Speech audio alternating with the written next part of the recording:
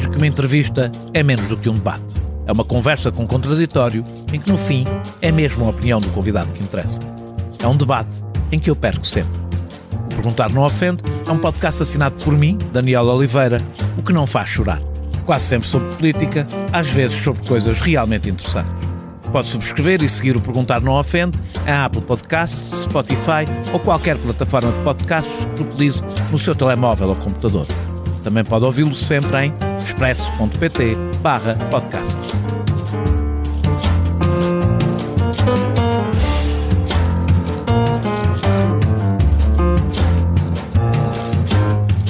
Tinha apenas 24 anos quando foi eleito presidente da Câmara Municipal de Amarante. Foi deputado e eurodeputado. Em 2005, foi candidato contra Rui Rio à Câmara Municipal do Porto e perdeu. Deu que falar em 2003. Liderava a Distrital do Porto e foi à sede da Conselhia do PS explicar a retirada de confiança política a Fátima Felgueiras e a defesa de eleições antecipadas. Esperava um grupo de apoiantes da autarca socialista, presa preventivamente, que o insultou, perseguiu e agrediu. Em 2015, era então eurodeputado, Francisco Assis foi uma das poucas vozes no PS que se opôs à geringonça.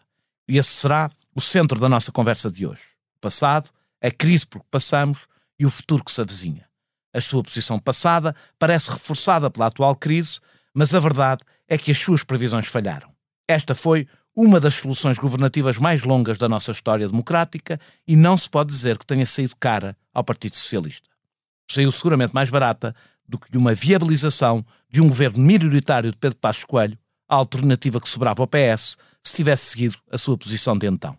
Nesta conversa, tentaremos perceber se tem razão quando diz que os entendimentos à esquerda só são possíveis em circunstâncias económicas muito positivas e que alternativa estratégica tem a essa suposta impossibilidade num país e numa Europa onde a tendência já não é para a bipolarização política, mas para a fragmentação partidária. E se a sua posição centrista não acaba por favorecer o crescimento das margens, sobretudo da extrema-direita, com a incapacidade da social-democracia, na acessão correta do termo, representar as camadas excluídas da globalização.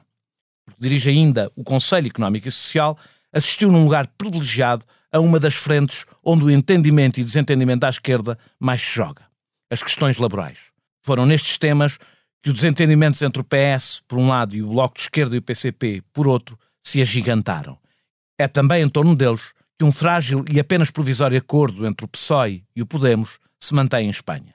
Neste novo ciclo, não sabemos que funções terá Francisco Assis no momento em que gravamos este Perguntar Não Ofende, ao fim da tarde de 2 de dezembro de 2021. Se tivermos tempo, também falaremos sobre isso. Muito obrigado, Francisco Assis, por ter aceitado este meu convite. Foi das poucas vozes, como disse na introdução, foi das poucas vozes no Partido Socialista contra a geringonça em 2015. Que balanço faz? Alguma vez esperou que esta solução durasse tanto tempo? Bom, eu fui de facto uma das poucas vozes que se manifestaram contra a geringonça em 2015. E ao longo dos anos em que a geringonça existiu em Portugal, fui escrevendo e fui manifestando várias opiniões, a evolução da minha opinião sobre o assunto.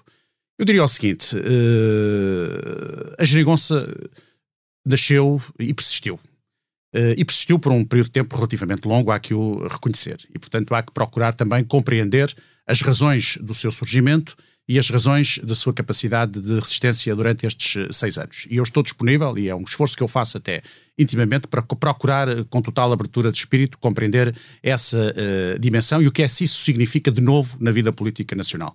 Também é certo que a geringonça, pelo menos nesta sua primeira versão, morreu, e morreu precisamente quando as circunstâncias se alteraram substancialmente. Na realidade, eu até acho que ela morreu em 2019 e não agora. Sim, provavelmente, isso poderemos discutir, mas até admito que tenha, ou pelo menos entrou em agonia nessa altura. Eu o que digo é uma coisa: a política comporta sempre uma elevadíssima dose de ambiguidade e, portanto, nunca ninguém tem a razão absoluta. Eu não tenho a pretensão de ter nenhuma razão absoluta. O que eu tenho é a obrigação de a cada momento exprimir aquilo que é o meu entendimento sobre as situações que se nos vão colocando. E na altura, por razões diversas, entendi que nós não devíamos optar por aquela solução. Julgo que essas razões são por demais conhecidas, não queria voltar a isso, que também não me quero fixar nessa Nós voltaremos a isso, mas não tanto para falar do passado, sim, está bem. Falar do presente e do futuro. O que eu acho, o que é que vamos começar então por pensar as questões positivas, o que está associado a isso. Primeiro, não há dúvida nenhuma que houve um elemento novo, que foi este, foi possível trazer o Partido Comunista e o Bloco de Esquerda para a área da governação do país. E nós muitas vezes tínhamos chamado a atenção justamente para isso. Eu próprio, como líder parlamentar, muitas vezes tinha atacado esses partidos por eles não contribuírem para a viabilização de soluções políticas em torno do Partido Socialista. Portanto, é verdade que esse aspecto, que isso existiu. É verdade que esses dois partidos, e digo com total à vontade, e até com a vontade de quem esteve contra a geringonça, que esses dois partidos viabilizaram orçamentos difíceis. Isso talvez neste momento não seja assim muito popular junto de algumas pessoas dizê-lo, mas é mais elementar a verdade dizer isto. Quer o Bloco de Esquerda, quer o Partido Comunista viabilizaram orçamentos em que a evolução do investimento público não foi nada daquilo que eles certamente esperariam que fosse, porque em grande parte o investimento público foi a variante do ajustamento para garantir o cumprimento das metas orçamentais que estavam estabelecidas de acordo com o Pacto de Estabilidade. Por outro lado, cumpriram-se estas metas orçamentais, portanto houve uma política muito rigorosa desse ponto de vista, ao ponto de se chegar em 2019 a uma situação de excedente orçamental, e como agora se viu, em várias áreas subsistiam grandes divergências entre o Partido Comunista, o Bloco de Esquerda e o Partido Socialista. E, portanto, há que admitir que quer o Bloco de Esquerda, quer o Partido Comunista tiveram um sentido, à luz do seu próprio entendimento, um sentido de responsabilidade que os levou a abdicar de algumas das suas convicções, porventura mais profundas, justamente para assegurar a manutenção de uma solução política com aquela natureza. Diria que aqui há um aspecto novo que eu não posso ignorar e que devo dizer que acho que é algo que objetivamente perante a história ficará como algo de uma inovação no nosso sistema político, no nosso sistema partidário relevante. O que eu continuo a considerar negativo é aquilo que me levou na altura a ser contra a geringonça. Eu continuo a pensar que o país precisa de alguns entendimentos de fundo ao centro. Vamos ter a oportunidade de falar sobre isso, mas deixe-me de qualquer forma perguntar-lhe isso. Em 2018, portanto já na fase final daqueles 4 anos, no Congresso, disse que a geringonça limitava o Primeiro-Ministro, imagino que é disso que está a falar. É verdade, mas deu ao mesmo tempo os parabéns a António Costa, também em 2018, por ter conseguido anestesiar o Bloco de Esquerda e o PCP. A expressão anestesiar foi sua, não é minha. E eu tenho aqui isto leva-me a fazer duas perguntas. Começo por dizer em que é que o Primeiro-Ministro, nestes 6 anos, que a minha dúvida é real, eu não me recordo de nada em que o Primeiro-Ministro e o Partido Socialista tenham sido limitados na produção do seu programa pelo Bloco de Esquerda e pelo PCP. Veja, eu recordo-me ter utilizado essa expressão do anestesiar e agora até estou estou até a fazer uma avaliação um pouco distinta. Isto é, o anestesiar aí também não queria com isso desvalorizar o papel e a importância dos outros partidos. Estávamos num ambiente de congressos, a retórica dos congressos apela sempre a umas formulações um pouco mais emotivas. Eu diria, é evidente que o governo do Partido Socialista em nenhum momento deixou de governar de acordo com os princípios fundamentais do Partido Socialista, e por isso é que eu falei em anestesiar isto. Bem, não há dúvida nenhuma que não houve aqui nenhuma cedência em nenhuma questão que eu considero fundamental. Eu, na altura, até no congresso anterior a esse, que foi talvez o congresso em que eu fui, em que assumi de forma mais clara a ruptura, que é o congresso, portanto esse foi de 2018, terá sido em 2016, é um congresso em que eu estou praticamente sozinho e faço uma intervenção em que chamo a atenção para os perigos daquela solução, e o principal perigo que eu coloco é o perigo em relação à nossa participação no projeto europeu. Portanto, espero bem que isto não tenha qualquer consequência do ponto de vista da nossa participação ativa no projeto político europeu. O meu temor era este. Eu não acho que esta solução vá transformar o António Costa no anti-europeísta, porque isso parece-me completamente impossível. Ele é das pessoas mais europeístas, neste sentido, europeísta, no sentido de adesão ao projeto político europeu em vigor, porque há muitas formas de europeísmo, haverá que eu reconhecer, mas nesse caso é das mais europeístas que eu conheço, mas temia que isso tivesse algum efeito, que de alguma maneira o limitasse na sua participação ativa no projeto político europeu. Isso de facto não aconteceu. Eu estive no Parlamento Europeu entre 2014 e 2019 e pude verificar que o António Costa não apenas se manteve absolutamente fiel aos compromissos que o Partido Socialista sempre assumiu nessa matéria, como até teve um grande protagonismo, o que lhe valeu até ter hoje um grande prestígio no quadro europeu, que extravasa em muito o campo da família política em que ele se integra e que eu me integro. Se formos, certamente... Estou convencido que entre as personalidades políticas da esquerda europeia é a mais popular na direita europeia. Também o que é interessante, mas eu vejo isto até como algo positivo. Portanto, a minha posição de fundo é que eu acho que a Europa precisa de alguns entendimentos de fundo entre as duas grandes, ou 3 grandes famílias políticas, mais sobretudo entre as duas, a democracia cristã, o conservadorismo, enfim, o PPE também é muito diverso, mas há um PPE muito de centro-direita, que é muito importante e que foi fulcral para a construção europeia, e o centro-esquerda e a esquerda democrática europeia, que é a família do socialismo democrático e da social-democracia. Portanto, eu continuo a entender que esses entendimentos fundamentais, e é bom que haja uma personalidade política que é primeiro-ministro de um país que é governado por um partido assente numa maioria de esquerda e que consegue falar com a direita europeia, como foi o caso. Portanto, sob esse ponto de vista, acho que não houve nenhuma limitação e que foi possível prosseguir por essa via. Acho que noutras áreas há algumas reformas. Eu sou, por exemplo, completamente a favor da manutenção do Estado Social. Eu sou um social-democrata, no sentido rigoroso, como há bocado referi da palavra. Quando às vezes me dizem que eu represento a direita, disto e daquilo, é completamente absurdo. Eu sou, desde os 15 anos, que é o momento em que tomo consciência política, aos 15 anos sou essencialmente... A opção que fiz aos 15 anos é que se mantém, do ponto de vista das grandes referências, que obviamente se foram sedimentando e depois em vários aspectos, mas são essas. Sou um social-democrata, um socialista-democrata, não tenho nenhum receio de usar a expressão socialista-democrática, é isso mesmo que eu sou. E, portanto, sou um grande defensor do Estado Social, só que acho que o Estado Social em Portugal, como de resto na Europa, tem que se transformar e tem que se modernizar para poder resistir e para poder acompanhar os tempos. E aí é que eu tenho algumas dúvidas, ou tive algumas dúvidas, que fosse possível fazer algumas, não são as tais reformas estruturais que normalmente nós associamos a imposições externas. Isso é circunstâncias excepcionais, mas não é isso. Como sabes, a expressão reformas estruturais em Portugal, não sei. Sim, tem uma conotação. A conotação é de direita, que é uma conotação de direita. As reformas estruturais são as reformas. Exato. Que a direita quer, portanto, quanto ao contrário, antes disso, a tradição reformista era a tradição de esquerda, não é? O reformismo era social-democrata, a direita era conservadora. Mesmo nestes 6 anos, posso dizer que houve algumas reformas. Há coisas que as pessoas não dão muito tempo. Por exemplo, o passo social. Parece uma coisa mínima. Sim, muito importante. Não é uma coisa mínima. Acho que isso é talvez até das coisas mais importantes que se fizeram nestes 6 anos. E pode ser incluída no que se consideram... Mesmo o aumento do salário mínimo nacional tem um efeito. Eu não estou contra, eu não tenho... Eu sei que não é. Se eu não tivesse uma visão negativa de tudo isto, teria uma... Eu tenho, como lhe digo, não acho que assista razão integralmente a este ou àquele. As dúvidas que tinha mantiveram-se ao longo destes anos. E, sobretudo, eu tinha a noção de que, perante uma alteração de circunstâncias, dificilmente a geringonça subsistiria. E, de facto, desse ponto de vista, foi isso que acabou por suceder. Eu não vou aqui imputar responsabilidades a ninguém. Tudo acaba um dia, não Sim, é? não, mas esta solução, a dada altura houve quem apresentasse esta solução como uma solução para a eternidade, que era uma solução perfeita, que agora uma divisão do país. Eu creio que esta solução teve outro aspecto negativo, deixe-me só dizer isto. Acho que o PS, ao aproximar-se dos partidos situados à sua esquerda, rompeu excessivamente com o grande partido do centro-direita em Portugal, que é o PSD. O que é que atribui isso à geringonça e não atribui isso ao governo de Passos Coelho? Ou seja, porque não vejo... Eu vejo esse argumento muitas vezes ser apresentado como um argumento de causalidade.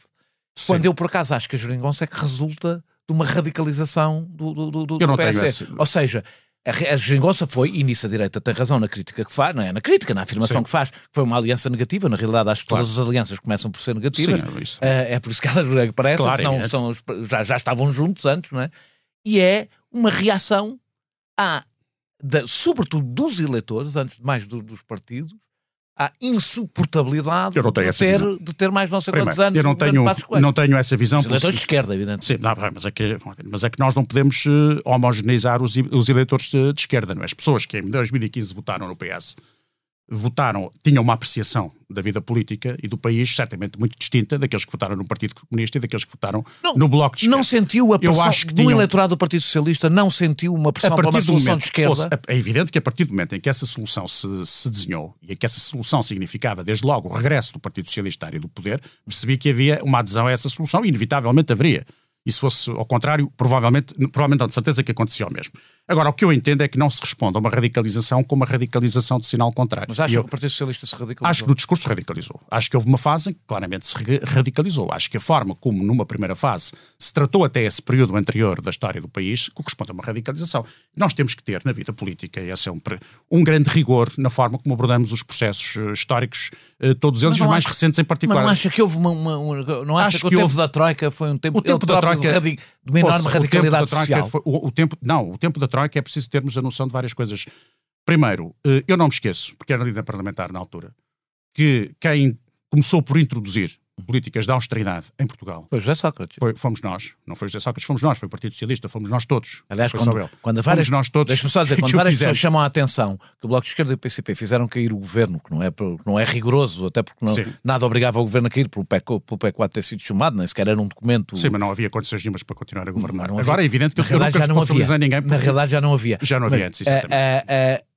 Era alguém pensar que o Bloco de Esquerda e o PCP alguma vez podiam, com as posições políticas que têm, aprovar um pacote de austeridade. Eu nunca imputo responsabilidades, muito menos no plano moral, seja que partido for. Os partidos têm todo o direito de tomarem as posições que muito bem entendem. Portanto, o Bloco de Esquerda e o Partido Comunista naquela altura tomaram aquela posição. Agora é evidente que aquela solução... Agora, retomando a minha linha de raciocínio, eu não me esqueço, portanto, que fomos nós, e quando digo nós, digo o PS em geral, fomos nós, que tivemos que adotar políticas de austeridade. Isto não significa que eu estabeleça aqui, eu julgo que nós não estamos em condições de fazer uma avaliação séria, isso é que nós estamos, daquele período histórico da vida nacional. Porque o que se passou depois com a figura específica do Primeiro-Ministro da altura, com José Sócrates, é de tal maneira, perturba de tal maneira a capacidade de análise crítica, contamina de tal maneira este processo todo que nos impede de fazer ainda hoje uma avaliação séria daquilo. Uma avaliação política para além da figura. Eu devo dizer que não compartilho a visão que grande parte da direita política, ou quase toda a direita política em Portugal, e até alguma esquerda, tem em relação àqueles anos da governação. Mas isso é matéria, talvez para um dia, daqui a 2 ou 3 anos, podemos aqui os dois discutir amplamente. Eu estou bastante distante, como sabe, de José Sócrates a todos os níveis e até do ponto de vista político, não só dos outros. Também não compartilho. Sim, eu também sei que não. Eu acho que a crise não resultou... A crise é uma crise de origem externa. É uma crise europeia, é uma crise de origem externa, é uma crise que nem é origem europeia, é uma crise até tem a sua origem nos Estados Unidos, que depois se projeta também na Europa, e a Europa não tinha na altura, por razões diversas, a União Europeia não teve capacidade para reagir de imediato. Tinha os instrumentos. Mas não tinha a capacidade política ainda de o fazer. Era muito difícil uma reação automática. Agora deixa-me fazer-lhe uma pergunta. Desculpe lá se corto o seu raciocínio, mas temos a oportunidade de voltar a ele várias vezes. É uma conversa. Acha, quando olhando para trás, eu não estou a querer dizer que faça aqui nenhuma meia-culpa, porque nem isso tem qualquer interesse. Sim, mas... Não, e as posições... também não é o meu estilo. As posições evoluem com o conhecimento que vamos tendo da realidade. Mas acha que se iria rever da mesma forma num governo de Passos Coelho, viabilizado pelo Partido Socialista? Na realidade, na altura, a consequência do que defendia era essa. Era o Partido Socialista viabilizar um governo de Passos Coelho. Não, era viabilizar um primeiro momento... Acha que o Partido Socialista tinha sequer politicamente sobrevivido? Sobreviveria?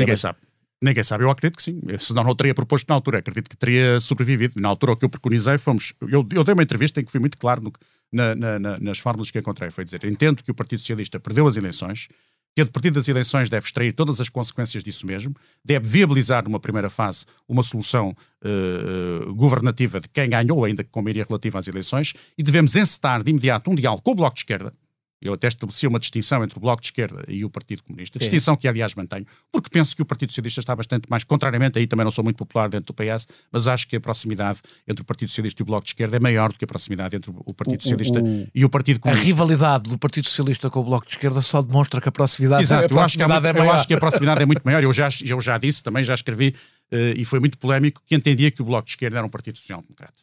E entendo que é um partido social-democrata mais radical que usar. A social-democracia tem um espectro muito largo, portanto, há uma social-democracia mais centrista, é uma social-democracia mais à esquerda. E o Bloco de Esquerda é inquestionavelmente um partido com total compromisso com os sistemas políticos constitucionais, democrático-liberais, se quisermos essa expressão. Portanto, é um partido que defende os direitos do homem em todos os lados do mundo. Eu estive no Parlamento Europeu e verifiquei, por exemplo, que a Marisa Matias é uma deputada empenhadíssima na defesa dos direitos do homem quando eles são espezinhados, seja em regimes ditatoriais de direita ou de esquerda. Aí não estabelece nenhuma distinção. Portanto, é um partido que se reconhece no Estado de Direito. Do ponto de vista das posições das políticas económicas e sociais, entendo que aquelas posições que continuam a defender se integram ainda que numa social-democracia distinta daquela em que ou melhor, dentro do espaço da social-democracia, com soluções diferentes daquelas que eu preconizo. Mas acho que o Bloco de Esquerda está no limite da social-democracia, mas continua a pensar que está nesse campo. Eu pensei que no Bloco de Esquerda alguns também não gostam muito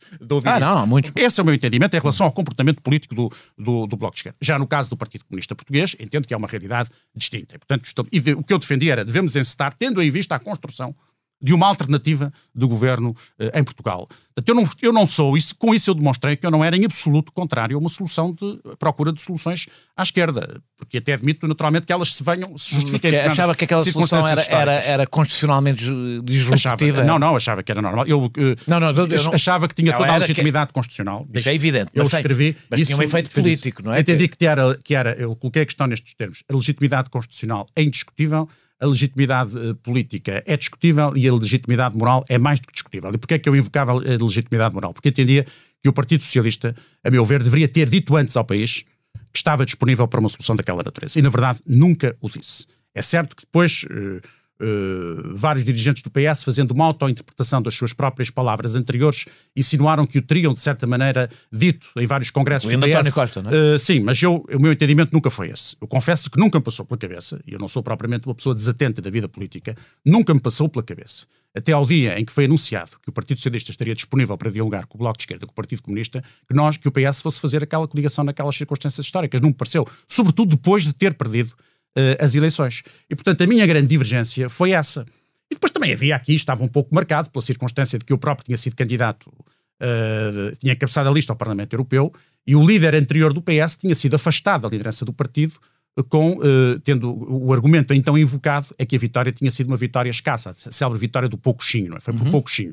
E causou-me alguma perturbação até no plano íntimo que aqueles que tinham afastado o líder anterior, acusando de uma vitória por poucochinho, depois não retirassem as devidas ilações, não do ponto de vista da liderança do partido, que eu nunca preconizei que o António Costa deixasse de ser líder do partido. Entendia que ele tinha condições para continuar e até entendia que ele era a pessoa em melhores condições para dirigir o partido na oposição, que era aquilo que eu preconizava na altura. Mas que um partido que acabava de perder eleições, de certa maneira, superasse esse mau resultado com uma aliança que nunca tinha apresentado ao país. Até eu tinha essas razões todas, não é? Foi esse o motivo que me levou agora. Eu não sou uma pessoa que me fixe no tempo, estaticamente, e portanto, também uma pessoa, e procuro aprender com a realidade.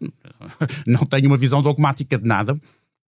Acho que ao fim destes 6 anos, o balanço tem aspectos positivos e tem aspectos negativos, e eu sou o primeiro a reconhecê-lo, e acho até que... E acha que o Bloco de Esquerda e o PCP, até voltando um bocadinho atrás ao que disse, do que é que o Bloco de Esquerda e o PCP permitiram, tendo em conta as suas posições, etc., têm razões de queixa, pelo menos nos 2 últimos anos? Eu não digo que tenham razões de queixa, nem me compete a mim avaliar essa questão em termos de razões de queixa. O que eu constatei, como todos os portugueses constataram nos últimos meses, é que, na verdade, os 2 partidos entenderam que não era possível manter mais esta solução política. Então vou para perguntar assim, compreende a posição... Nós conseguimos pôr-nos nos sapatos dos outros, mesmo que não tenhamos a mesma posição. Compreende a situação em que o Bloco de Esquerda à luz do que eu sempre disse, escrevi e pensei, obviamente que a única conclusão que posso ter é de que compreendo. Se eu entendia que as divergências eram profundíssimas, que em muitos pontos eram dificilmente superáveis e que só circunstâncias excepcionais é que favoreciam aquele entendimento, evidentemente que sou o primeiro a ter que dizer, compreendo perfeitamente que neste momento estes partidos se afastem uns dos outros. É por isso que eu não imputo responsabilidades a ninguém. Não responsabiliza o Bloco de Esquerda? Não responsabilizo, mas é que não responsabilizo mesmo. Isso tem sido uma questão que até tem sido polémica com algumas pessoas do Partido Socialista que me têm colocado essa questão, que eu devia agora passar, que eu é que os devia, até porque tinha estado a inversão completa do raciocínio, eu como tinha estado contra, devia ser agora o primeiro a responsabilizá-los e acham estranho que seja eu o primeiro a não os responsabilizar. Confesso que se tivesse feito eu estaria aqui a apontar a sua incoerência. Exatamente, a minha coerência, exatamente, ainda bem que percebe isso, eu, como aliás já era de esperar, mas a questão é que a minha coerência é esta mesma, quer dizer, eu sempre achei isso e não vou imputar. O Bloco de Esquerda e o Partido Comunista são 2 partidos que não podem ter nenhuma limitação na sua existência. Não são partidos que agora tenham por missão histórica apoiar para a eternidade soluções governativas em relação às quais, num determinado momento, entendem que têm divergências inultrapassáveis. Como nós também não temos obrigação socialistas de estarmos amarrados a soluções governativas à direita ou à esquerda quando entendemos que essas soluções deixaram de ter qualquer virtualidade. Os partidos são livres, são autónomos e, em última instância, das suas decisões, o eleitorado avaliará se concorda ou não concorda, mas independentemente disso, a questão é esta. Não pode haver nenhuma limitação existencial em relação a nenhum partido político, no sentido de dizer que este ou aquele partido tem a obrigação permanente de favorecer o surgimento desta ou daquela solução governativa. Porque isso seria absolutamente inconcebível. Punha em causa a autonomia, a independência de qualquer partido político. Acha que foi avisado por parte de António Costa ter deixado de fora qualquer possibilidade de negociação com o PSD em matéria orçamental Estou a falar desde 2019 agora, onde já não havia nenhum acordo entre o Partido Socialista, o Bloco de Esquerda e o PCP que obrigasse a qualquer tipo de entendimento privilegiado. Confesso que nunca compreendi isso. Nunca tive uma oportunidade de dilucidar essa minha perplexidade. Eu tenho as minhas explicações, não sei se concordará com já agora diga. Que era para prender o Bloco de Esquerda e o PCP a aprovação dos orçamentos. É provável, mas ao fazer isso também se autocondicionou excessivamente. Acho que se essa é a explicação, e é possível que seja, acho que o que se ganhou com isso, como se prova, foi bastante menos do que aquilo que se perdeu. Eu julgo que a partir de... Escrevi também isso em 2019, depois das eleições, há uma alteração profunda entre 2015 e 2019. É que em 2019 o PS, de facto, torna-se o maior partido político em Portugal. Portanto, esse problema... Não precisava de nenhum acordo à partida. Não precisava de nenhum acordo para ser chamado... Pelo menos na nossa tradição, porque noutros países... Sim. É indiferente quem ficou para o Presidente da República. Mas nos outros países, na sua tradição... Sim. Vai-se chamando até formar uma maioria. A nossa vai ser também cada vez mais assim. Não eu, por acaso, devo dizer que eu agrada-me. Eu também, nunca foi isso. Eu sou um parlamentarista. Eu também sou, nunca foi isso que me desagradou. Aliás, eu sempre achei, por exemplo, eu também já tenho... Quem escreve nos jornais fica depois... As pessoas podem ir ver o que é que escreveu. Não? Quem nunca escreve tem a vantagem que nunca ninguém lhe pode acusar de nada, de incoerências. Quem escreve está sujeito a este escrutínio. Mas isso é uma coisa que eu acho que é fundamental. Os políticos devem escrever o mais possível, devem dizer de forma o mais clara possível. É uma forma de se comprometerem e até de assumirem as suas alterações de posição, porque elas existem, não há ninguém que não evolua, que não se transforma. A vida é precisamente uma dialética constante entre o que eu penso, a minha construção intelectual sobre a realidade e a realidade em si mesma, e portanto há aqui um jogo constante, para usar esta expressão, que me leva muitas vezes a alterar as minhas posições. Portanto, isso, eu não tenho nenhum problema nisso. Acho que no essencial, como lhe dizia há pouco, não mudei muito as grandes referências da minha vida são mais ou menos as mesmas, mas obviamente que há coisas assim que me fui transformando e fui alterando a minha posição. Mas em relação à questão de 2015 e 2019, eu antes de 2015, uma das coisas que mais dizia, em Portugal não há a figura do candidato a primeiro-ministro. Não pode haver a figura do candidato a primeiro-ministro pela simples razão de que nós vivemos num sistema parlamentar. E, portanto, o primeiro-ministro não tem necessariamente que ser, já dizia isso antes, por acaso em Portugal tinha sido sempre até então, o líder do partido mais votado, ou até, nos próprios, pode haver uma situação em que tem que ser o candidato, pode não ser o líder do partido, pode-se encontrar pensar que há uma pessoa em melhores circunstâncias para fazer isso, como acontece em vários países europeus. Não foi também por isso que eu fui contra a geringonça, foi pelas razões que lhe referi há pouco. Portanto, eu não tenho nenhum problema com esse tipo de soluções parlamentares. Mas em 2019 a coisa mudou, o PS de facto é o maior partido.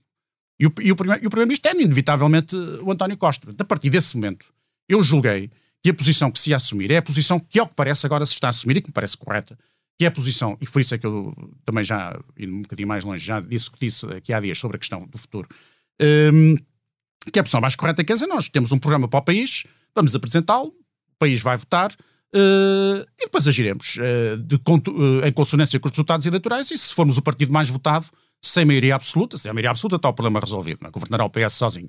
Mas se não houver maioria absoluta, então o PS governaria, estaria disponível para falar, quer à sua direita, quer à sua esquerda. Eu não vejo nenhum problema nisso e acho que é o mais normal e é o mais salutar. É preciso alguma clareza, apesar de tudo, quando se vai a votos, para não acontecer aquilo que criticou, em 2015. É preciso os eleitores saberem o que é que Não, mas é que se o PS disser que está disponível para falar à sua esquerda ou à sua direita, aí já clarificou a sua posição. Então, em 2015 não estava previsto que o PS fizesse qualquer acordo à sua esquerda. Vamos começar com os cenários.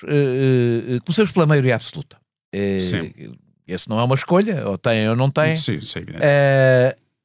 Acha que eu imagino que é a solução que mais deseja? Não é uma solução possível, não... Acha que depois da experiência do governo de José Sócrates, o país está preparado para uma maioria absoluta do Partido Socialista? Ainda mais, e isto não é um pormenor, depois do António Costa e o Partido Socialista terem estado 6 anos seguidos, portanto estamos a falar de 10 anos, seria uma absoluta originalidade, não é? 10 anos em que os últimos 4 são de um Partido Socialista com maioria absoluta. Acha que o país e o próprio Partido Socialista estão preparados para os riscos de uma maioria absoluta? Se o país... Nós podemos saltar por cima do facto do José Sócrates. Sim. E eu depois, aliás, de ter-lhe dito que não faça mesmo a avaliação política de muitas coisas que são feitas em relação a José Sócrates, a verdade é, independentemente disso, é impossível o Partido Socialista e até a democracia portuguesa saltar por cima da questão moral que se levanta em torno de José Sócrates. Nós podemos dizer, o comportamento daquele senhor... Não é. Não é o Partido Socialista, aquele senhor chegou a secretário-geral do Partido Socialista, foi apoiado pelo Partido Socialista. Acha que depois dessa experiência o país está politicamente, civicamente preparado para dar uma maioria absoluta ao Partido Socialista. Se o país Socialista? der essa maioria absoluta, a Quer dizer resposta está dada Agora, pelo próprio país. Está. Se o Partido Socialista está, eu creio que está, muito francamente creio que está. O Partido Socialista é um partido profundamente democrático. É um partido que também sabe aprender, como todos os partidos, creio eu, soube aprender com o seu próprio processo histórico. Tem consciência da forma como as pessoas reagem às maiorias absolutas. Eu tenho noção que há no país um grande receio das maiorias absolutas. Nós tivemos duas experiências. Eu tenho a noção Nós disso. tivemos duas experiências de maioria absoluta em Portugal, que foi com Cavaco Silva e com José Sócrates. Exatamente. E há uma coisa que eu acho que as une as duas. Uma profunda pulsão autoritária dos dois primeiros ministros. E que eu acho que não resultam apenas dos seus perfis. Claro que não, eu também acho isso. Acho que resultam de... Eu tenho mesmo dúvidas estruturais sobre a capacidade de um país que tem poucos contrapesos cívicos. Essa é a minha dúvida também. Terem governos de maiorias absolutas. Ou seja, eu, como lhe estava a responder, do ponto de vista do PS que eu conheço, tenho a noção que o Partido Socialista não haveria nenhum risco, como também lhe devo dizer que se o PSD ganhasse com maioria absoluta, isso não me tirava o sono de forma nenhuma. Portanto, estou à vontade. Agora, percebo que na sociedade portuguesa, pelas razões justamente que agora acabou de indicar, nós temos uma cultura democrática relativamente débil. Uma cultura democrática ou liberal, no bom sentido da palavra, das duas palavras, relativamente débil. Temos uma grande dependência dos poderes, de vários tipos de poderes. Não é só do poder político. Nós temos uma grande dependência de vários poderes fácticos que existem na sociedade portuguesa e elas são todas muito dependentes uma das outras. Isto é, em lugar de haver, de facto, aqui um processo de controle de uns poderes em relação aos outros, pelo contrário, há uma grande dependência de uns poderes em relação aos outros e, no limite, todos muito dependentes do poder político central. E, portanto, há aqui, esse é que é o fator. E depois há uma tradição, quando só há os povos nem sempre têm um desejo ardente de autonomia, de independência e de liberdade. Há momentos em que têm alguma propensão para aceitar soluções mais despóticas e mais autoritárias. Eu vou dizer que eu sou provavelmente mais pessimista ainda. Eu acho que há momentos em que não têm essa propensão. Sim, eu sou mais otimista.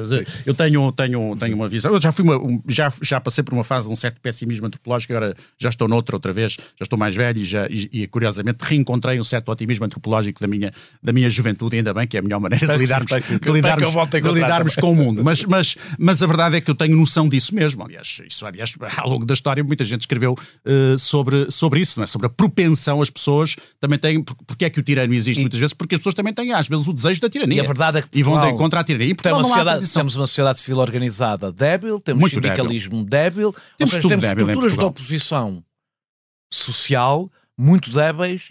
Nós temos tudo muito débil. Nós temos um parlamento débil. E a minha pergunta é, imaginando um Partido Socialista que teve 6 anos no poder, isso tem efeitos, claro. Já teve 6 anos no poder, com o mesmo Primeiro-Ministro, agora não está em causa mais uma vez a personalidade do Primeiro-Ministro, dar-lhe 4 anos de maioria absoluta não seria até perigoso até para o Partido Socialista? Não, isso não acho que fosse. Não acho que fosse, muito francamente, não acho que fosse. Não vejo o António Costa constituir nenhum perigo para a nossa democracia. É para o regime, não é? Não é, nem sequer desse ponto de vista.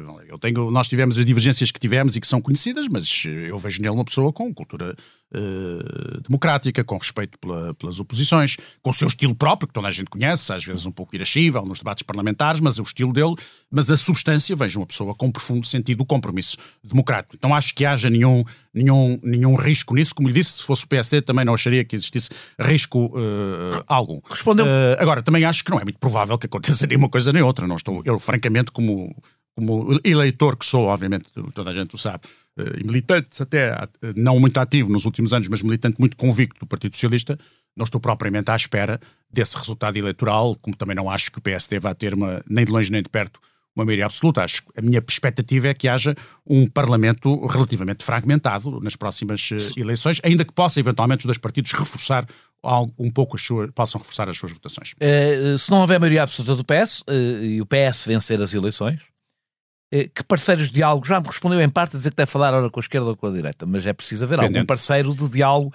Que parceiros de diálogo deve ter preferenciais? O PSD ou os partidos à sua esquerda? A questão fundamental que se vai colocar é quem é que vai priorizar os orçamentos.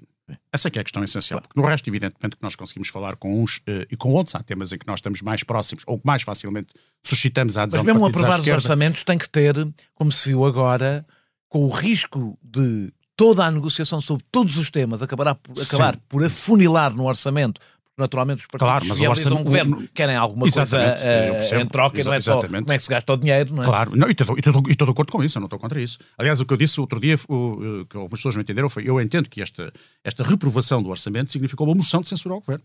Até porque todos os partidos que votaram contra sabiam perfeitamente que a consequência desse voto contra era o Presidente da República tinha já assinalado que iria convocar eleições antecipadas. Com quem é que acha que o Partido Socialista deve ter, à partida, deve tentar dialogar primeiro?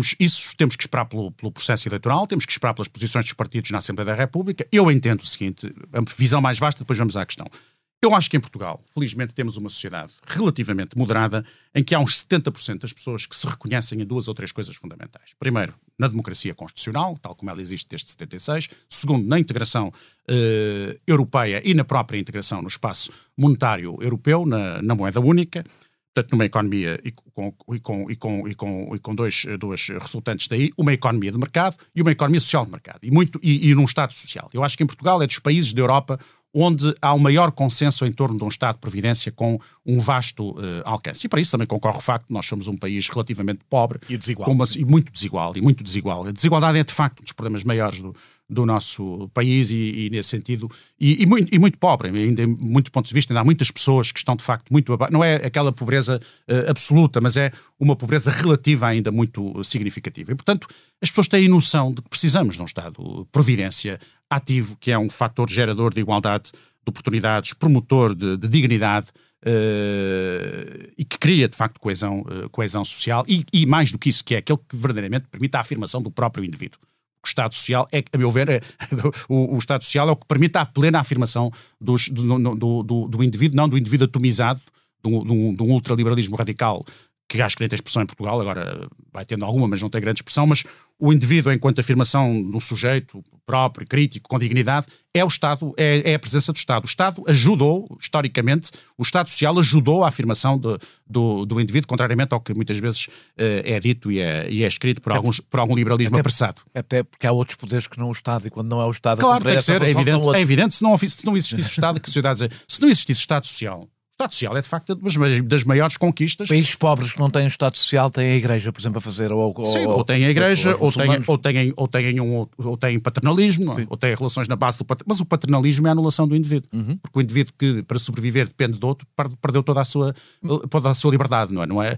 Perdeu até um pouco da sua dignidade e perdeu toda a sua liberdade. Portanto, desse ponto de vista, eu acho que em Portugal nós temos esse consenso vasto. Portanto, eu julgo que, muito francamente, se tivesse que optar, eu procuraria, se eu fosse líder do PS e se fossem eleições e ganhasse eleições sem maioria absoluta e o líder do PSD fosse como é o Dr. Rui Rio, eu nessa mesma noite lhe telefonava e lhe diria: vamos ver se nos entendemos em torno de uma solução para o país, sem menosprezar naturalmente o contributo de outros partidos políticos e tendo um especial respeito, que acho que o PS hoje tem a obrigação de ter, para com os partidos que durante estes 6 anos viabilizaram estas soluções. Portanto, eu não os considero de forma nenhuma inimigos do PS, haverá obviamente são adversários, como são todos.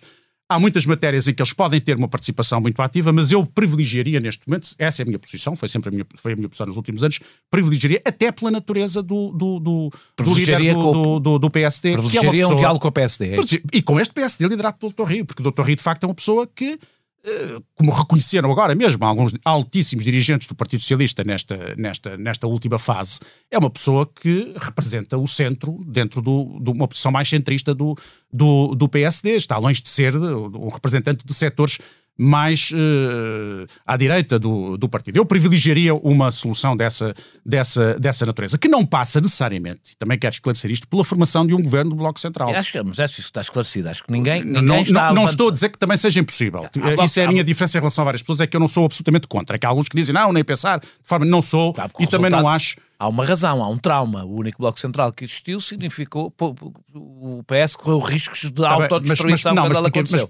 Mas também porque houve ali um processo muito especial, que foi o processo de formação de um partido de iniciativa presidencial. Foi isso. Está bem, mas foi isso. Mas esse partido teve lastro para crescer porque tinha havido um Bloco Central. Mas esse partido teve lastro para crescer por razões, também por isso, mas por muitas outras razões, devido à personalidade política do do general Ramalhianes, que tinha e tem um enorme prestígio na sociedade portuguesa. Esse partido teve uma vida muito efêmera e o PS rapidamente recuperou. Portanto, não acho que seja que esse exemplo possa ser usado para atacar o Bloco Central. Não precisamos andar tão para trás. E o Dr. Soares ganhou as presidenciais passado 3 meses. Mas o Bloco Central foi responsável, porque é preciso dizer que o Partido Socialista rapidamente recuperou, mas perdeu votos que demorou mais de uma década a recuperar, que foram para o PSD e que deram a maioria absoluta a acabar com recuperou como grande partido de oposição, porque o PRD desapareceu e, portanto, todas as pessoas perceberam que no dia que tivessem que optar por uma alternativa era no PS e assim foi. Mas deixe-me levantar aqui uma questão mais estratégica. Foi líder durante 10 anos, o que é um ciclo político relativamente largo em Portugal, mas que tem acontecido em alguns países. É que 10 anos... em alguns países europeus, a Merkel sai agora ao fim de 16 anos. A Alemanha não sim, é verdade, mas de qualquer maneira há vários em França, pela razão até do regime político, sempre que eram reeleitos, tinham até 14 anos, né? Portanto aconteceu com o Mitterrand.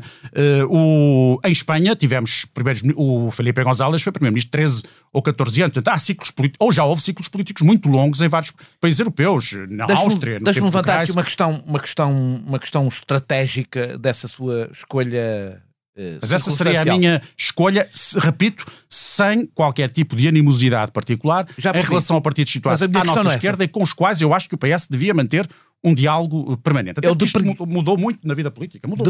Eu depreendo que não se revê, portanto, na ideia de 2 blocos políticos, um à esquerda e outro à direita, que são liderados por cada um dos partidos. Não se revê, aliás. Estamos a falar do ponto de vista possível. Não estou a falar nesta ou naquela eleição. Estou a falar do ponto de vista estratégico. Não, acho que não é. Acho que há várias divisões no país e essa é uma delas, mas há outras, não? Isso levanta-me uma questão. Com a pulverização partidária, que não me parece que tenha chegado, que seja momentânea, até porque não é exclusivamente portuguesa, é uma realidade que corresponde a uma realidade, até em países com sistemas bipartidários, assiste uma pulverização, nem que seja dentro dos próprios partidos. Sim, os partidos é uma tendência do tempo. Mesmo nos Estados Unidos. Eu também acho que isso até se vai acentuar, também acho isso. Partindo deste princípio, não acha que o paradigma mudou e torna relativamente difícil essa sua posição? Ou seja, mesmo que considere que 70% dos portugueses estão de acordo com um conjunto de coisas que eu, por acaso, eu percebo o que é que disse, mas elas não são sobrepostas, ou seja, há pessoas que se revêem em 2 dessas partes e não se revêem em outras. Sim, claro, é evidente que há um espectro muito largo e, portanto, há posições muito diversas. Mas mesmo pegando nisso, não acha que essa sua posição do entendimento ao centro é hoje inviável porque, do ponto de vista da construção de posições alternativas que continuem a dar vida e saúde ao sistema? Eu acho que não, veja, dir-me-á que a Alemanha é um caso à parte. Mas, apesar de tudo, correu mal. É um caso, não correu mal, é um caso, vamos lá ver. Correu mal. Eu não acho que tenha corrido mal, é um caso, correu mal só se for para a democracia cristã que passou para a oposição. Não correu mal, acho eu, mas vamos já discutir. Mas a Alemanha, vamos ver, a Alemanha é um caso em que houve um governo, de facto, de Bloco Central, para usarmos essa expressão, que a expressão já de si não é das mais felizes, mas enfim, foi aquela que ficou aqui em Portugal, foi aquela que acabou por se afirmar e permanecer no tempo, mas na Alemanha houve um governo de coligação entre o centro-direita e a centro-esquerda, a direita democrática e a esquerda democrática, entre cristãos-democratas de um lado e social-democratas do outro, e eles tiveram, creio eu, fizeram 2 legislaturas em governos de coligação. E no final, o Partido Social Democrático ganhou as eleições. É evidente que houve aí fatores diversos e até fatores muito momentâneos que favoreceram, a determinada altura, a afirmação do líder social-democrata. E agora vão passar para uma fase seguinte, com um governo novo, que é um governo liderado por um social-democrata, que tinha sido ministro das Finanças do governo anterior, e com uma participação de um partido mais à direita, os liberais, partido historicamente importante na Alemanha, que já participou em várias soluções governativas, quer com a democracia cristã, quer com a social-democracia, e com o partido ecologista, os verdes alemães, que também já participaram em tempos de uma solução governativa com o SPD, e onde até tiveram um papel de grande destaque, nomeadamente na política externa, que eram ministros dos Negócios Estrangeiros. Eu estou aqui cheio de vontade de contestar. Diga lá. Diga. Não o quero fazer porque eu ainda quero terminar aqui a parte nacional diga lá. E a gente vai voltar Vamos lá. à política europeia e especificamente ao que aconteceu na Alemanha também. Mas eu estou curioso até de perceber a sua análise da situação alemã. Mas agora se for por aqui sei que depois já não consigo voltar ao país e nós vamos lá. Se o PSD vencer as eleições sem maioria de direita, quem é que deve governar? Se o PSD vencer as eleições com uma maioria de esquerda, se voltar a acontecer o que aconteceu em 2015. Se o PSD vencer as eleições com uma maioria de esquerda no Parlamento, a minha posição hoje não é substancialmente distinta desse ponto de vista. Quer dizer, há aqui a vantagem de que o PS já governou e, portanto, pode dizer sempre, ninguém estranhará. Mas também há uma diferença. O Rui Rio já disse que viabilizaria circunstâncias opostas. É isso que eu também ia dizer. E eu ainda não ouvi do Partido Socialista a concordância dizendo nós faremos o mesmo. Pois, e provavelmente não vai ouvir, não? Porque me parece que não é isso que esteja na mente hoje de quem dirige o Partido Socialista, da direção atual do Partido Socialista, dizer isso. Não sei se pensam isso ou não pensam. Não vou agora fazer aqui nenhum juízo sobre os pensamentos mais profundos, retirados e até ocultos dos meus camaradas da direção do Partido Socialista. Eu acho que não vão ter outro remédio por uma razão. Não me parece que António Costa sobrevivesse na liderança do Partido Socialista se o Partido Socialista não ficar em primeiro lugar.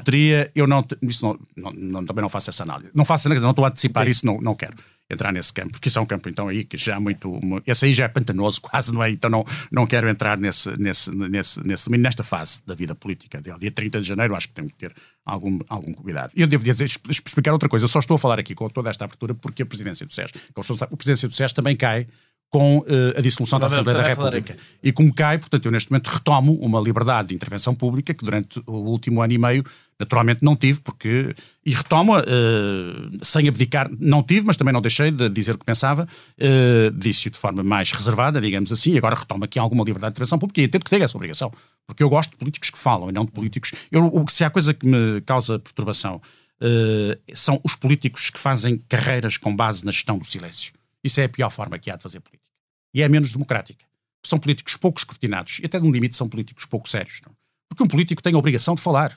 O político, se há na vida alguém que tem a obrigação de falar, são aqueles que têm atividade política. Têm que usar a palavra para dizer o que pensam, o que propõem, o que defendem, para que as pessoas perceberem claramente estão de acordo, estão em desacordo, gostam, não gostam, criam-se evidentemente clivagens mais fortes, mas isso é a essência da política. E portanto, eu detesto aqueles que fazem política e fazem gestão. Em Portugal até se faz com muito sucesso, porque nós temos a tradição pouco democrática ou liberal que lhe referi há pouco. Não é?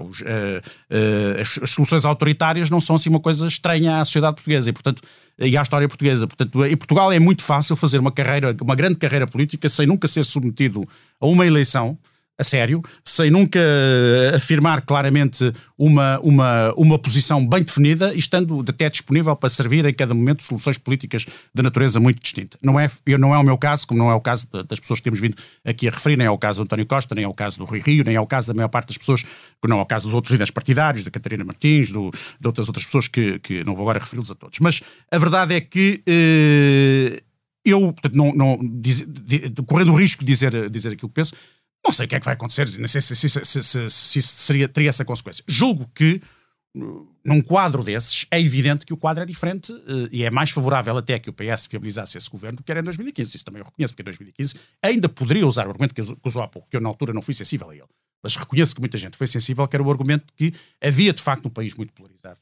E havia numa parte do país uma rejeição enorme do que tinham sido aqueles anos. Se isso é a responsabilidade estrita do Pedro Passos Coelho ou não é, isso já é outro tema e eu também já me pronunciei sobre isso. Mas a questão é que na percepção de grande parte da opinião pública havia de facto uma imputação de responsabilidades diretamente a quem tinha governado o país e portanto foi relativamente fácil até justificar que o PS seguisse por outro caminho e gerar um apoio amplo dentro do próprio partido. Neste momento julgo que não será bem assim. Portanto, eu acho que, pelo menos, eu não quero ir muito mais longe, mas diria que o PS tem a obrigação perante o país de equacionar uma solução dessa natureza. Ou seja, de eventualmente viabilizar, se for esse o caso. É evidente que o dirigente do Partido Socialista agora com responsabilidades, se vier aqui e diz, não, isso nunca vai acontecer, porque o PS vai ganhar, porque isto que é a linguagem habitual, que é estar numa discussão. Não me interessa. Mas eu não estou nessa fase. Não, e quando dão essas respostas eu não deixo. Que é a fase da cassete. Que a cassete não é só do Partido Comunista. Todos os partidos políticos têm as suas cassetes. E portanto, nessa fase da cassete já não estou há muitos anos, felizmente, também passei por ela, devo reconhecer. Portanto, acho que pelo menos devia ser equacionada a possibilidade do... Claro, vai ter que ser equacionada, do meu ponto de vista. Vai ter que ser equacionada. Por maioria de razão, imagino que se o PSD ganhar as eleições, acha que o Partido Socialista deve viabilizar um governo para que ele não fique dependente do Chega? Aí não tenho a menor das dúvidas. Acho que temos essa responsabilidade perante o país. Num quadro desses, então é que não tenho a mais pequena dúvida. Porque esse quadro... Porque o que estava a colocar há bocado não era bem o quadro... o que eu estava a colocar há bocado era o quadro de 2015. Ganhar as eleições, se houver uma maioria dessa natureza, é evidente que o Partido Socialista tem a obrigação de fazer isso, sob risco das pessoas pensarem que nós estamos a instrumentalizar o Chega a nosso favor e que nós estamos a fazer da extrema-direita um aliado objetivo do Partido Socialista. Vou dizer uma coisa. E isso não podemos aceitar. Eu acho que muitas vezes quando o Partido Socialista usa muito o fantasma do Chega para o voto útil, faz essa instrumentalização. Se quer que lhe diga, eu também não gosto de ver isso. Também não gosto de ver isso e já o disse várias vezes. O PS tem que ter esse cuidado, porque penso que isso não corresponde ao desejo e à vontade das pessoas, mas tem que ter um cuidado acrescido a evitar que essa percepção possa ser, de alguma maneira, tida por alguma parte da sociedade portuguesa. Se nós, nesse momento, não tomássemos uma atitude dessas, era legítimo que as pessoas dissessem que o Partido Socialista, afinal de contas, percebia a extrema-direita como o seu aliado objetivo. Como muitas vezes a direita na Europa também fez dos partidos stalinistas seus aliados objetivos, como sabemos, para impedir justamente a esquerda democrática de chegar ao poder em vários momentos na vida política. Eu aqui acho que salta quase a pergunta, porque defendeu que o entendimento entre o Bloco de Esquerda e o PCP só é possível em circunstâncias nacionais e internacionais muito positivas. E eu ia-lhe perguntar qual é o grande fosso entre o Bloco de Esquerda e o PCP de um lado e o Partido Socialista do outro. Essa pergunta na realidade já me respondeu. Sim. E eu depreendo que a questão central é a Europa. Se concorda, há mais alguma que seja fundamental? Eu acho que, apesar de tudo, em relação ao Partido Comunista, acho que temos visões de sociedade que são substancialmente diferentes. Isso é verdade, mas deixe-me dizer-lhe uma coisa. Eu, mesmo sendo isso verdade, eu percebo a distinção que fez entre o Bloco de Esquerda e o PCP e que, na realidade, geralmente não é feita por mera conveniência, porque qualquer pessoa que esteja até sabe que o nascimento do Bloco de Esquerda resulta em grande parte dessa diferença, mas eu por acaso acho que que a questão internacional do PCP, criando muitas vezes perplexidades, como é o caso agora das posições sobre a Bielorrússia, etc., não é muito determinante para soluções governativas em Portugal. Acho eu. Sim, nem do PCP, nem...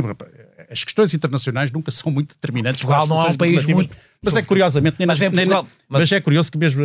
Está provado que mesmo nas grandes potências... Sim, mesmo nos Estados Unidos, eles nunca votam em função das questões internacionais. E depreendendo que é a questão europeia, acredita que são possíveis, pelo menos, para países periféricos... Portanto, eu agora vou explorar um pouco aquilo que é uma sensação que eu tenho, que o próprio Partido Socialista vive um equívoco nessa matéria, achando que a grande clivagem é entre si próprio e o Bloco de Esquerda e o PCP em questões europeias e não entre si próprio e si próprio. Ou seja, no que toca à questão europeia. Ou seja, acredita que são possíveis, pelo menos para países periféricos, políticas de esquerda no quadro europeu.